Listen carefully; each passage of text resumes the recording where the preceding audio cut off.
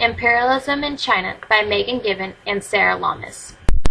Imperialism is a policy in which a strong nation seeks to dominate other countries politically, economically, and socially. In the late 18th century, China had more people than any other empire in the world. Opium was a form of narcotic made from a poppy plant, which originally is from China. Opium causes great social and moral problems for the century. Opium is an addictive drug. The Opium War began in 1839. The battle took place mostly at sea. China's outdated ships were no match for Britain's steam-powered guns, boats, and sophisticated cannons. As a result, the Chinese suffered a humiliating defeat. In 1842, they signed a peace treaty called the Treaty of Najah. The Europeans forced China to trade with them. They wanted the products China had that they did not have, such as silk, china, and tea. Silk was sold for as much money that the Chinese were willing to sell it for. Silk was something very special and meant a lot when you got it for a gift. China was also something that was really nice and appreciated. China was also worth a lot of money. China is very nice pieces of glasswork, mostly used for decorations or someone who has wealth.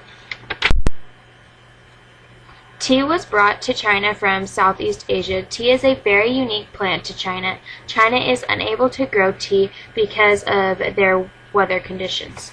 Foreigners were the greatest of China's problems in the mid-19th century. However, its own population provided an overwhelming challenge. The population had grown to 4,300 million by 1850, and a 30% gain in only 60 years.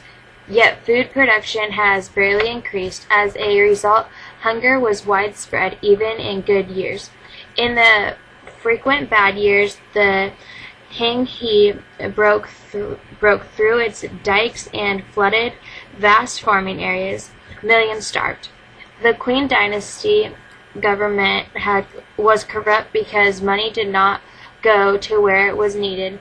Dikes fallen into despair and unemployment was high.